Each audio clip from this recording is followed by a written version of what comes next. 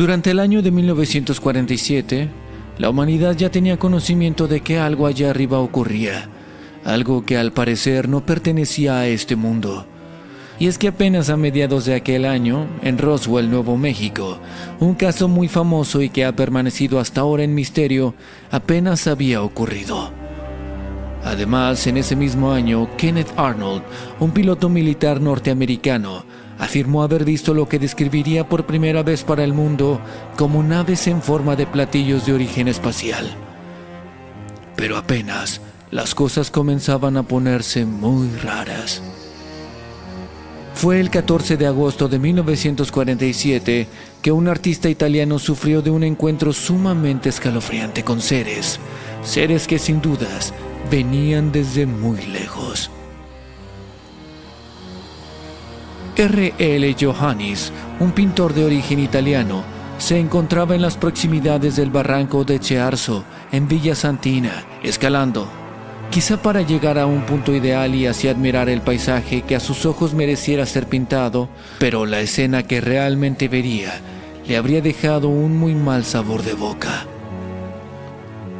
Escalando cada vez más alto, el pintor decidió detenerse un momento cuando, de pronto, a lo lejos observó allá, entre las montañas, un objeto sumamente peculiar. Asombrado y a su vez un tanto nervioso, Johannis logró calcular que aquel objeto tenía unos 10 metros de ancho y además lucía un color rojo, casi como la sangre, un rojo intenso que con el sol, además, tomaba un brillo excepcional. El objeto también se encontraba inmóvil, como si la ladera lo hubiese detenido y además un aroma extraño provenía desde allá. Curioso, se fue acercando sin pensar que lo que vería no tendría explicación alguna. Justo al lado del extraño objeto se encontraban lo que a lo lejos parecían ser dos seres humanos vestidos de negro, con una especie de cinturón rojo, tan rojo como el del curioso objeto que además tenía forma de platillo, tal como unos días antes aquel piloto norteamericano los había descrito. Una coincidencia sumamente escalofriante. Aquellos seres parecían niños, o por lo menos el cerebro del pintor quiso interpretarles así, puesto que, entre más se acercaba, menos real se volvía la escena, pues el aspecto físico de aquellos seres era aterradoramente extraño. Un aspecto que a cualquiera le pondría los pelos de punta.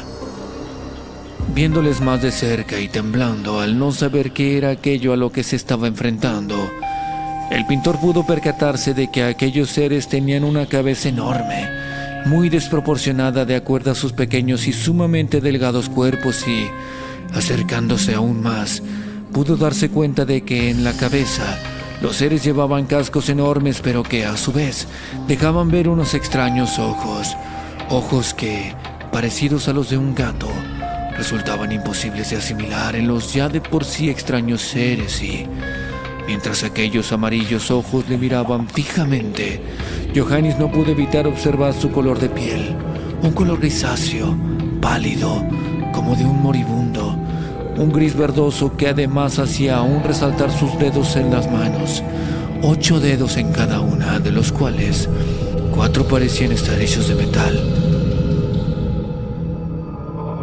Impactado, no queriendo ser parte de aquella surreal escena, el pintor, creyendo que todo eso se trataba de una alucinación debido a la altura o a la falta de oxígeno, atemorizado se acercó cada vez más, pero entonces los seres comenzaron también a caminar hacia él, como atemorizados, pero haciéndolo de una manera casi robótica, como si sus cuerpos no fuesen orgánicos, sino un par de máquinas que inminentemente se acercaban al aterrado pintor.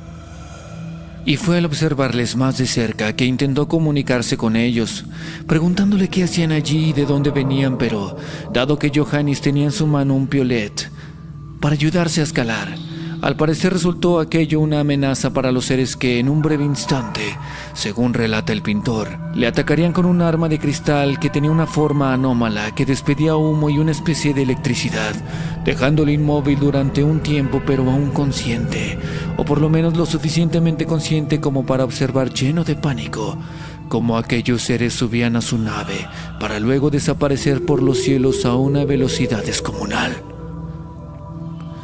Y siendo un pintor, al lograr regresar a casa, luego de aquella aterradora experiencia, Johannes plasmó en varios lienzos la tan extraña escena. Una escena que ni al pintor más surrealista en aquellos días le pudo haber pasado por la mente. Aquel es el primer incidente, el primer caso reportado de extraterrestres encontrándose con un ser humano y, sin dudas, uno de los más sonados entonces, pero que, con el paso del tiempo y debido a los distintos casos ocurridos ese y los años consecuentes, fue perdiendo relevancia, pero no deja de ser el primero en la historia. ¿Qué fue lo que el pintor observó aquella tarde? ¿Por qué casualmente este y otros fenómenos comenzaron a suceder en años de guerra? Alguien allá arriba, además de vigilarnos, también, de alguna manera, nos protege de nosotros mismos. No estamos solos, ni siquiera tú ahora en tu habitación, pues alguien seguramente te está observando. El mundo entero y sus historias caben en este pequeño rincón. Gracias por visitarme.